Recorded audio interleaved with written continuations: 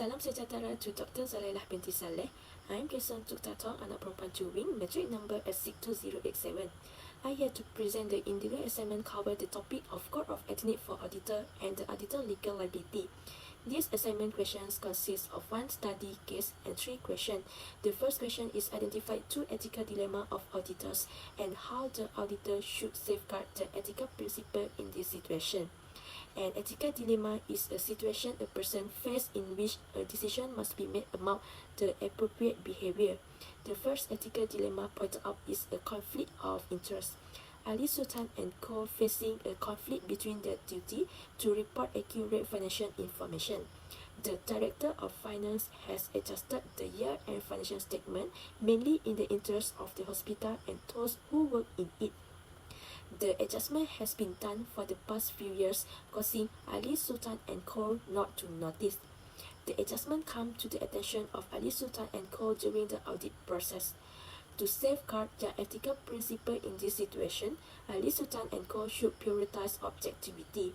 Ali Sultan and Co. must research relevant accounting requirements to ensure technical knowledge is accurate and up to date. Besides that, the ethical dilemma that auditor face is inadequate audit procedures. Ali Sultan and Co. found that the accounting records were not sufficient to reveal the illegal adjustment made within a period of 7 years. Certain salaries have been capitalized retrospectively, and the hospital has failed to account for each share of the liability under the partnership agreement with the local authority, which has yet to provide a memorandum of account. The ethical dilemma is whether to report inadequacy that have the potential to damage the audit firm's reputation. To maintain ethical principle, auditors should prioritize integrity. Auditors who are said to have integrity are honest and fair and abide by laws and regulations. Auditors should ensure that all deficiencies are communicated to relevant stakeholders, even if they adversely affect the audit firm. Next question is threat to independence for Ali Sultan and Co.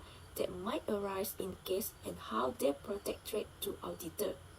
Based on the case study, the first threat to independence for Ali Sultan and Co. that may arise in this case is the threat of self-interest. The finance director threatened to replace the auditing firms with a different auditor next year and damage their reputation by telling them the local press if they did not accept questionable adjustment. To protect against this threat, Ali Sultan and Co. should maintain their independence by refreshing to compromise auditing standards and propriety reporting any attempt to influence their judgment to superiors. In addition, Ali Sultan and Co. may face a familiarity threat.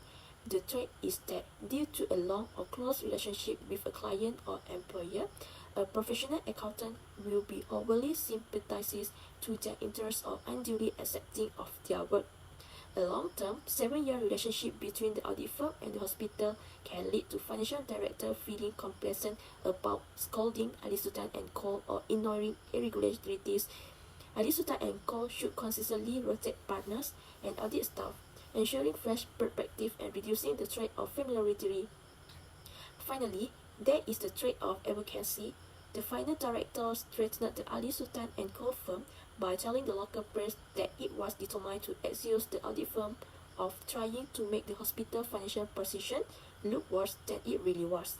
To overcome this threat, Ali Sultan and Co. should clearly communicate their findings in an objective and professional manner, supported by true documentation. They should refrain from supporting the hospital or any other party. The last question is how do Ali Sultan and Co. can provide defenses for them if the management and board of directors of the hospital decide to take legal action.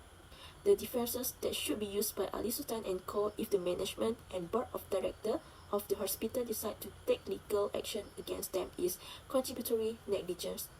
Contributory negligence refers to the failure by a person to take reasonable care for his or her own safety, which contribute to the harm the person suffers.